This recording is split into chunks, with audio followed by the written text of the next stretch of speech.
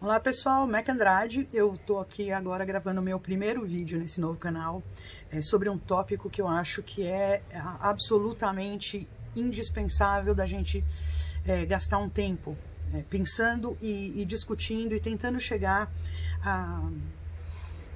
a resoluções aí, tá?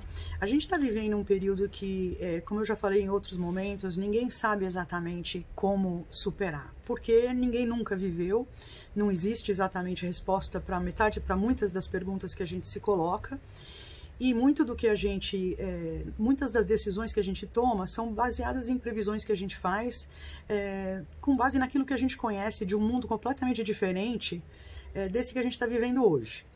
Mas o que 2 meses atrás a gente talvez não se imaginasse nessa situação, eu acho que isso é verdade para todo mundo.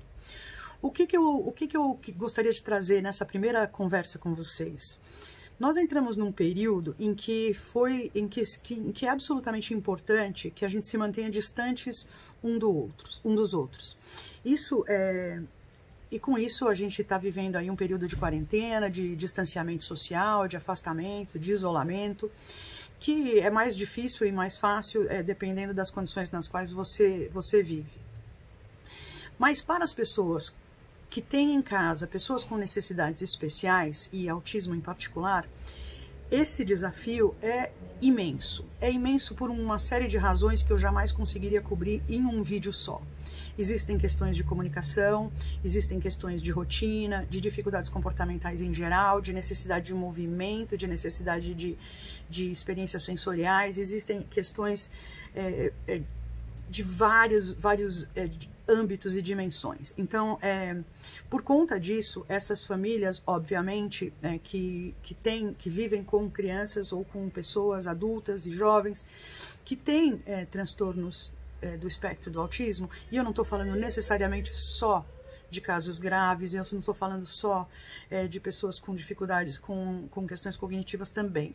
Eu acho que isso tem sido um desafio para todos nós, mas é mais difícil ainda quando você tem um transtorno desses. E aí, o que eu quero discutir nesse vídeo em particular? Muitos de vocês têm recebido um tratamento baseado em ABA, que é exatamente a área que eu me considero mais fluente, e que é exatamente o serviço que eu presto no Grupo Método e que tenho prestado a minha vida inteira. Então, eu nunca fiz outra coisa da vida, é só isso que eu fiz.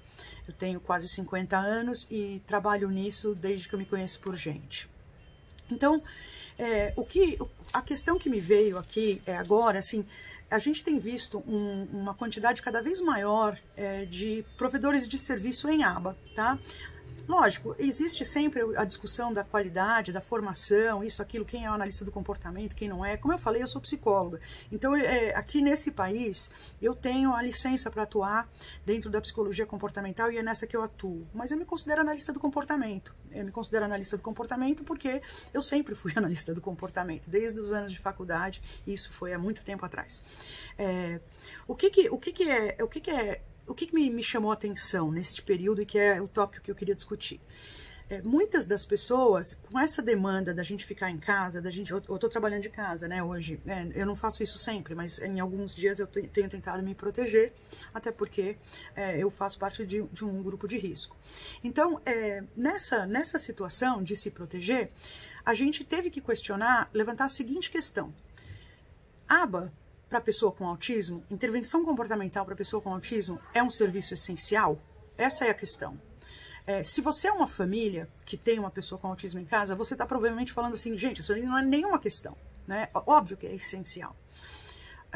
Mas por que eu estou colocando isso? Porque eu tenho visto várias famílias, mas não são 3 ou 4, muitas famílias, que nesse período foram praticamente abandonadas pelos serviços que elas recebiam anteriormente. E eu digo praticamente porque nem todas foram completamente abandonadas, mas muitas delas foram essencialmente colocadas em banho-maria, no seguinte sentido: olha, nós vamos fechar porque nós temos que nos proteger, porque nós estamos em quarentena. Eu entendo isso, eu também tenho tentado fazer isso o máximo possível e é de fato um jogo de xadrez.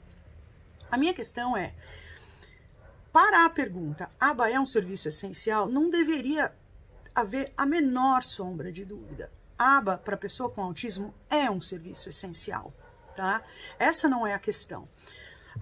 Então, vamos superar esse primeiro desafio, essa primeira questão.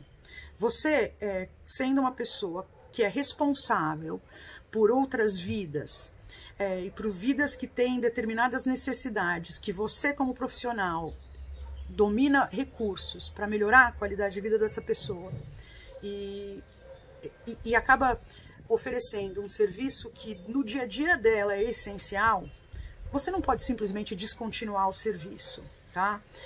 Na minha opinião, estou compartilhando com você o meu jeito de ver isso. Você não pode simplesmente interromper o seu atendimento. Então, eu acho até que não é a maioria das clínicas ou dos profissionais que tomaram que assumiram essa postura. Eu acho que é uma minoria, né? O que eu tenho visto, na maior parte das vezes, é esse serviço ter sido encolhido para um modelo à distância. Então, essa é outra questão. Veja, são duas as problemáticas. A primeira, a aba é essencial, é um serviço que não pode ser descontinuado? Sim, a aba é essencial e é um serviço que não pode ser descontinuado. Se por acaso você discorda disso, eu preciso que você se lembre disso quando o mundo voltar ao normal e você for cobrar o convênio de saúde de novo, dizendo que a aba é um serviço essencial. Porque se você conseguiu parar completamente com o seu serviço hoje, é porque ele não era necessário, tá? Então, essa questão não existe, ela não deveria existir. Vamos então para a próxima questão, que é realmente a mais relevante. A próxima questão é possível você interromper o serviço presencial completamente e partir para um modelo só à distância? Isso tem sido um desafio. Primeiro porque nem sempre essa é uma opção, né? Nem sempre, e talvez nem por tanto tempo isso seja uma opção.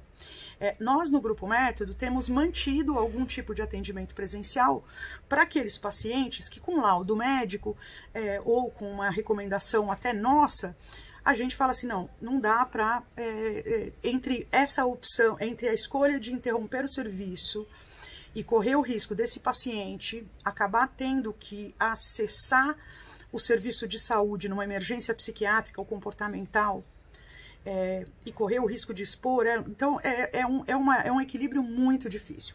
A verdade é o que a gente percebeu agora, o que a gente tem percebido, e isso é a minha experiência com a minha equipe no Grupo Método, é que é muito difícil, para esses casos mais graves, a gente conseguir oferecer à distância, com os recursos de tecnologia que hoje existem, e eu vou te falar uma coisa, a gente tem contado com alguns apoios fundamentais de recursos tecnológicos de telehealth, mas mesmo com esses recursos, o trabalho é muito difícil. Então, um dos tópicos que eu vou voltar a trazer para esse canal, e vou voltar a discutir com vocês, é exatamente esse. Quais são as estratégias que a gente pode usar para tentar melhorar um pouco a qualidade do serviço à distância e para tentar viabilizar a continuidade do serviço da intervenção comportamental em aba, que a gente que a gente já passou por essa discussão, que é essencial.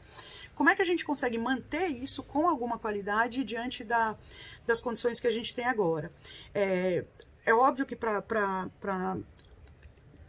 a nossa conclusão aqui é que se a gente pudesse fazer tudo à distância e preservar completamente a segurança e a proteção, o máximo possível, a proteção das pessoas em suas casas, isso seria o ideal, né? Eu acho que a questão que a gente vai discutir, que eu vou tentar discutir com vocês em alguns outros nos vídeos no futuro, é quando que isso deixa de ser possível, deixa de ser viável, quando que você tem uma situação de emergência, quando que você tem uma situação que não pode, que a gente não pode deixar continuar, e quais são os recursos que você pode lançar a mão para tentar viabilizar esse atendimento à distância mais eficiente, tá?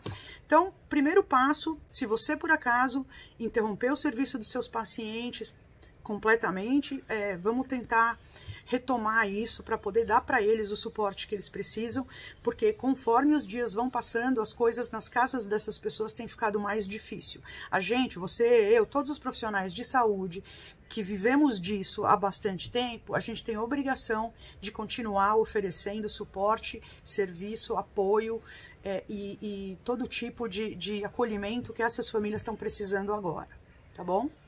Então, um abraço e fique aí aguardando, porque logo em seguida eu já vou produzir mais alguma coisa com relação a algumas estratégias que a gente tem usado e que têm sido bastante úteis para os nossos pacientes, para as nossas famílias no Grupo Método, tá bom? Até a próxima.